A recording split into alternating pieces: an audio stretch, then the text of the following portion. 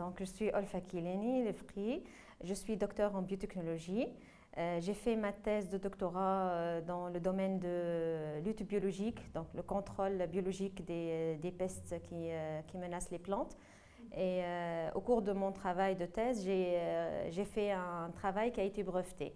Donc à partir de ce moment-là, j'ai voulu valoriser ce brevet et j'ai construit autour de lui un projet. Le brevet, il n'entre qu'en une partie de ce projet. Je l'ai nommé le Ketoprod parce qu'il vise à produire la chitine, le kétosane et les kéto-oligosaccharides et la kétosanase qui est l'enzyme en question qui a été brevetée au cours de ma thèse de doctorat. Donc l'idée de base, c'est de valoriser un travail scientifique et d'en faire une entreprise qui pourrait embaucher à la fois un cadre non qualifié, mais aussi un cadre qualifié comme des docteurs, il y en a beaucoup maintenant qui sont en chômage. Donc ça va engendrer du boulot pour des docteurs, pour des ingénieurs, pour des techniciens et pour des ouvriers non qualifiés.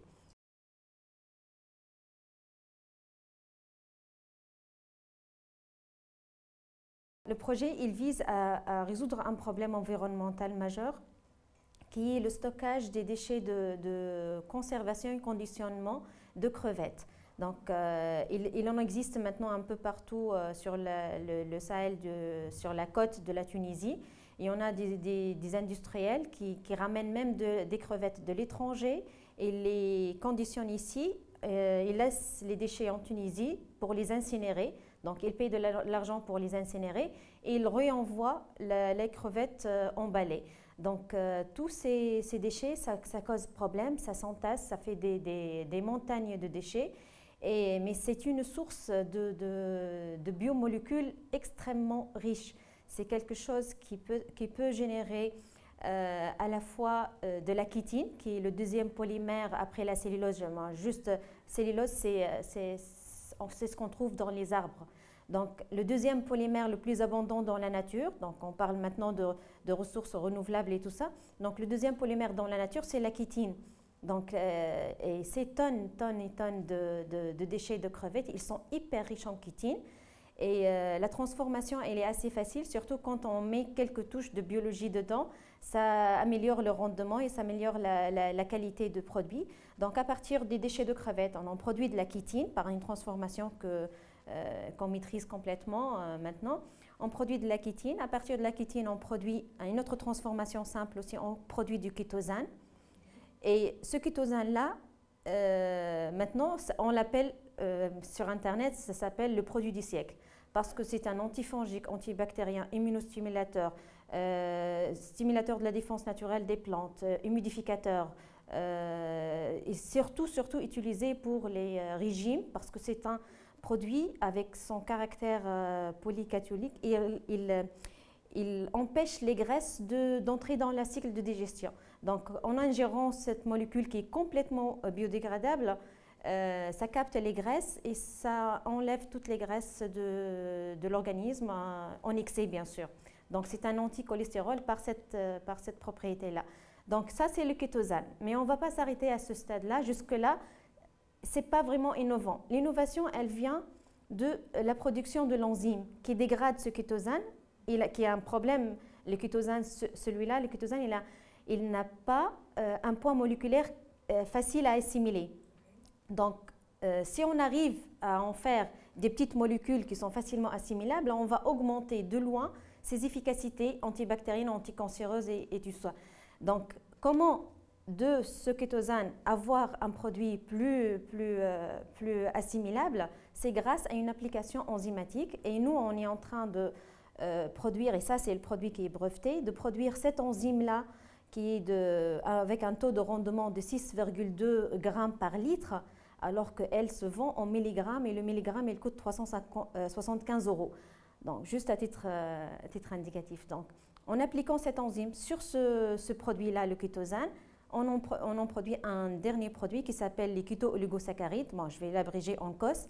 Et ce COS-là, c'est un anticancéreux hyperactif, anti-inflammatoire, antibactérien, enfin toutes les activités dont je vous ai parlé tout à l'heure, elle est multipliée par au moins 1000 fois. Donc, c'est quelque chose qui rapporte beaucoup. Mais voilà, mais on va surtout jouer sur la qualité du produit, sur la pureté et on va cibler différents marchés comme ça. D'abord, on ne va pas s'aventurer sur tous les produits. On va se focaliser sur la première partie du projet, production de kétine kétosane, et après s'orienter vers le produit la plus coûteuse et la plus lourde à maîtriser, mais qu'on maîtrise quand même, hein, parce que ça, c'est notre domaine, ça, c'est la biotechnologie. Donc, et après, on va essayer de gagner un peu d'argent pour financer la deuxième partie et pour se poser un peu, pour avoir les pieds bien fixés au sol et s'aventurer dans la partie biotechnologique. Et là, ça va être vraiment quelque chose.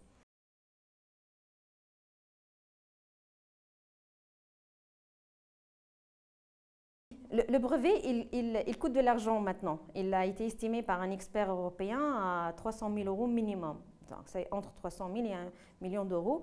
Mais ça ne m'intéresse pas pour autant. Parce que pour moi, un but déjà d'embaucher, de faire une entreprise qui embauche du personnel qualifié, ça c'est déjà un but pour moi en soi. C'est quelque chose que je vise.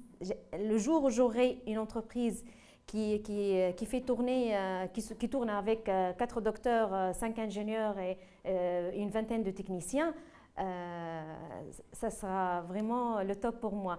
Donc moi, je suis très sensible à ce problème-là, l'embauche des personnels qualifiés. Ça d'une part, ça c'est ma première motivation. Ma deuxième motivation, c'est que le jour où j'ai entré dans le domaine de la recherche, c'est pour faire quelque chose, pour changer quelque chose dans mon écosystème, pour mettre une touche, pour rajouter une valeur dans mon entourage. Des publications, il y en a énormément. Des travaux scientifiques, des rapports scientifiques, il y en a plein. Donc, ce n'est pas ça ma motivation. Moi, ce qui me motive, ce qui m'arrache de mon lit le matin, c'est d'aller et faire quelque chose dans la recherche qui reste. Donc moi, si je vais faire comme tous les autres et rédiger des papiers et avoir un poste et un bureau sur lequel je reste 8 heures par jour, non, désolé, ça ne m'intéresse pas. C'est pas ça mon but dans la vie. Donc moi, ce qui me motive, c'est de faire quelque chose, de valoriser des recherches et d'en faire quelque chose. Si on arrive à trouver un produit ou à mettre sur le marché un produit qui ne coûte pas très cher, qui peut éviter le cancer à énormément de personnes, rien qu'en le prenant en prévention, je mourrai contente.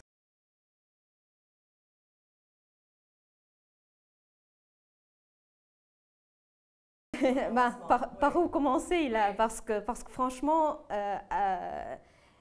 si on pose la question autrement, ça va être plus facile à répondre. Quels sont les avantages, quels sont les encouragements qu'on a trouvés? Aucun. Donc, à part ça, le reste devient tous des obstacles. Donc,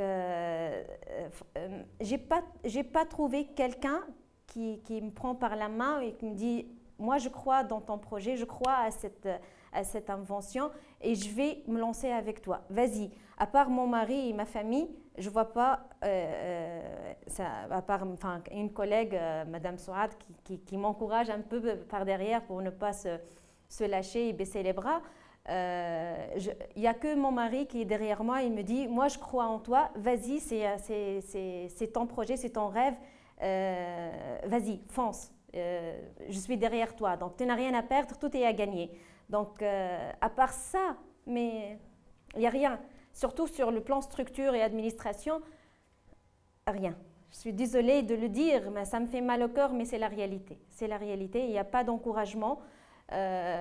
Pour un docteur qui vient de finir sa thèse, pour eux, c'est quelqu'un qui a fait son contrat et il a fini, c'est bon. Il est chiffré parmi le nombre de thèses qui ont été soutenues dans cet établissement pour qu'eux, ils ont de l'argent derrière par ministère. Mais qu'est-ce que vous avez fait avec ces travaux de thèse? Quand est-ce que vous allez commencer l'application? Qu'est-ce que vous avez fait pour encourager ces docteurs à se lancer dans l'expérience de l'entrepreneuriat? Walou. Voilà.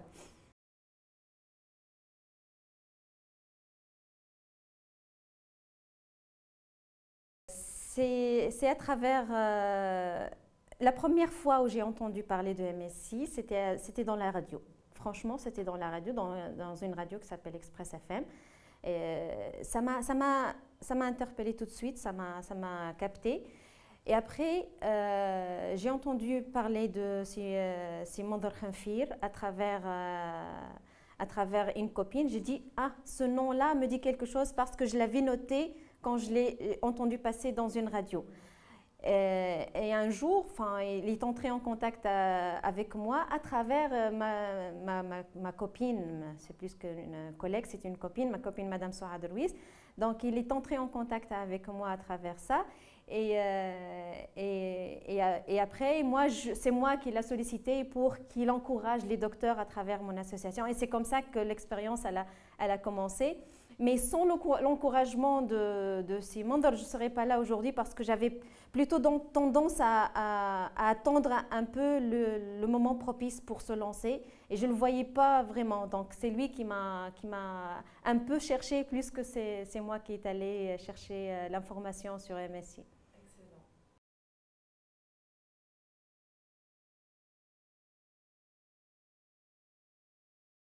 Jusqu'à maintenant, ce que j'ai appris, c'est beaucoup sur des notions qui sont floues dans ma tête.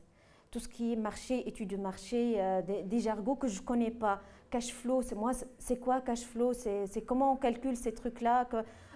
Comment je peux répertorier mes clients? Moi, je sais que mon produit, il peut être utilisé par telle et telle industrie, mais de là à les concrétiser, à les voir réels comme ça et qu'il faut les contacter, il faut avoir leur retour, il faut avoir leurs intentions d'achat, est-ce qu'elle est là ou pas. Ça je ne savais pas que c'est aussi réel que ça, quoi. Pour moi, j'étais trop dans technique, maîtriser les techniques pour le jour où cette usine de transformation, elle verra le jour, je saurai maîtriser toutes les étapes de la chaîne. Mais il n'y a pas que ça, finalement. Il y a tout un écosystème qu'il faut établir autour. Et tout ça, moi, je l'ignorais ou j'ai fait un déni. Enfin, je l'ai mis de côté. Je n'ai pas voulu vraiment le découvrir parce que je savais que je vais me perdre dedans. Donc, le fait de me donner comme ça des choses concrètes, écrites noir sur blanc, jusqu'à maintenant, je n'ai pas eu beaucoup de réponses. Mais par contre, j'ai cerné mes problèmes et mes questions. Donc, à peu près maintenant, je sais quels sont mes défauts, où est-ce que je dois m'orienter pour chercher et comment je vais procéder pour chercher. D'accord? Jusqu'à maintenant, je suis encore à ce stade-là. Je n'ai pas de réponse, peut-être je ne suis pas du tout prête pour le samedi pour donner du concret aux investisseurs, mais au moins, je sais qu'est-ce que je dois rectifier pour m'améliorer dans ce sens, dans l'entrepreneuriat.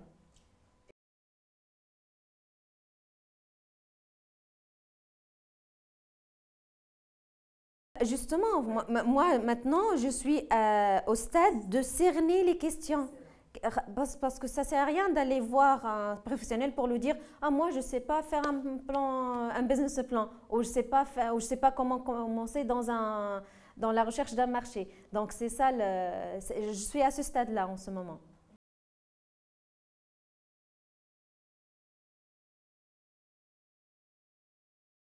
Je dirais plutôt, je pourrais donner un conseil aux porteurs d'idées parce que jeune promoteur, j'en suis pas encore. Donc, si quelqu'un peut me donner un conseil, j'en suis ravie. Mais je pourrais peut-être encourager les porteurs d'idées à parler de leurs idées, à dévoiler leurs idées. Peut-être ne pas dévoiler tout si c'est quelque chose d'innovant, mais en parler. Ne pas la garder pour soi parce qu'elle finira par s'éteindre. Et toute bonne idée, certainement, il y aura quelqu'un à travers le monde qui a pensé à cette idée peut-être avant vous ou après vous, mais une idée qui sort pas à la lumière, qui n'est pas dévoilée, finira par rester dans l'oubliette. Donc essayez moi j'encourage surtout ceux qui sont dans mon domaine, la biotechnologie, d'aller vers les autres qui ne nous ressemblent pas. Parce qu'on a tendance toujours à rester dans notre communauté et à parler le même langage. Mais j'ai énormément appris en écoutant le langage des autres. c'est extrêmement enrichissant. Donc, si on a l'occasion de contacter des gens qui sont différents de nous, qui sont dans d'autres domaines, et ça ne peut que nous ouvrir des horizons et nous enrichir.